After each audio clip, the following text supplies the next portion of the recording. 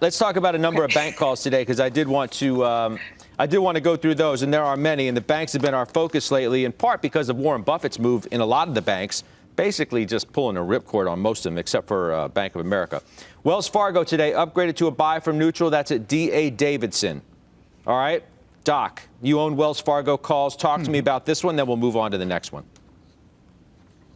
Scott, I own this one. I own Key. I own JPMorgan, Wells Fargo, Bank America, Capital One. I'm actually loaded up now over the past month with these financials. Do I think it's over for them if the yield curve doesn't steepen?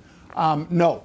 I think this is a long-term play. You pick out the ones like Citi and Bank America that you think, and perhaps Wells as well. Did you just that say you think can make those leaps? Did I just hear you say this correctly? I'm loaded up on the financials? Well, like I said, look at those names. KeyBank, for like an hour. JPMorgan, Wells Fargo, Capital One Financial. I mean, you know, it's flown under the radar here for a while because we only talk about one of those really at JPMorgan. And I'm long that one as well. But I've bought these, Scott, at the end of August, and I'm still holding them and just pumping calls into them every month. It's been a great ride since then, and I think it continues well into the second half of next year. Courtney, did you want to say something? I knew you were coming. Scott, you always like to talk to me about the banks, but this is one of those days where, you know, again, I think there are just opportunities in a lot of different places and in the financial services sector. JPMorgan, Citibank, again, things I own. I want to be very clear. JPMorgan, Citi, for very different reasons, but leadership at the top is key. Diversification of their platform is key. Ability to have multiple revenue streams to be able to provide profits to your shareholders. And then I also like the asset management business, as we've talked about over and over and over again. You guys, you're not too late, and I want to be very clear. And Josh, with John, you know, he is in and out on certain trades, but for the long term, there are companies in this sector that are going to win. I'm still sticking with it, Scott. So JPMorgan, by the way, Josh, got downgraded today at KBW. Look, I appreciate what Courtney says about the leadership of all of the banks. It's hard to knock any of it at all, but that hasn't translated into much in terms of the stock performance of late. This year, rates are low. Is now the time to recommend bank stocks to people? You know, Jake? No, I keep hearing this story about how you have to have a steepening yield curve for the banks to work. And then I go back and look at a chart of JPMorgan before the pandemic. And actually, the yield curve was never more narrow than it was in February of 2020.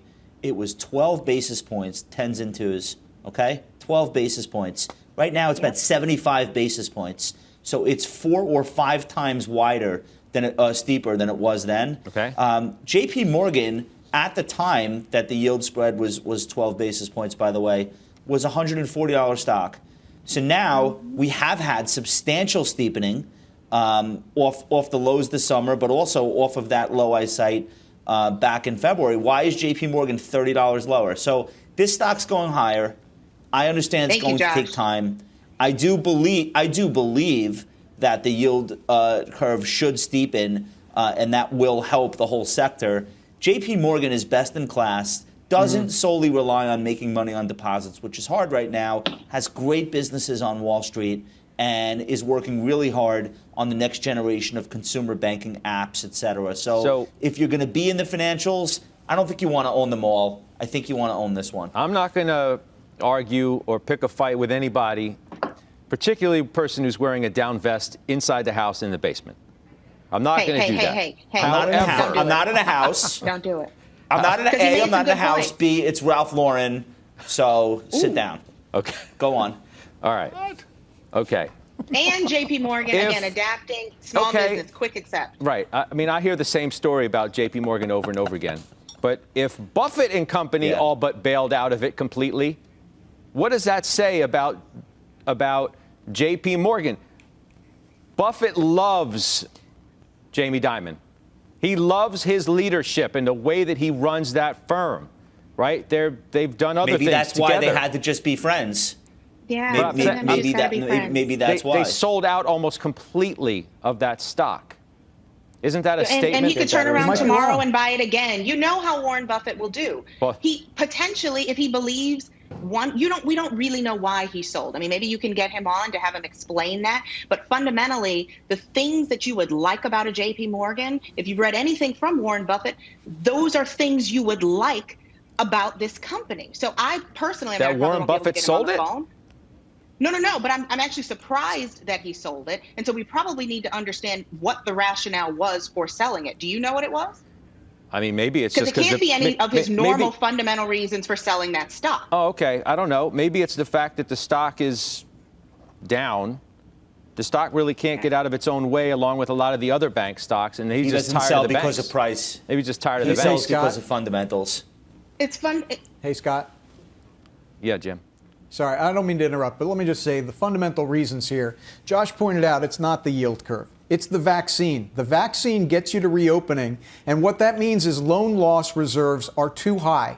Loan losses are going to be reversed in the middle of next year. Jamie Dimon said that on the last earnings call. He said, if we come out of this relatively soon, then we've over-reserved. Additionally, you get into the first quarter of next year. Tell them what they do with that money, you've Jim. got the vaccine. Hang on.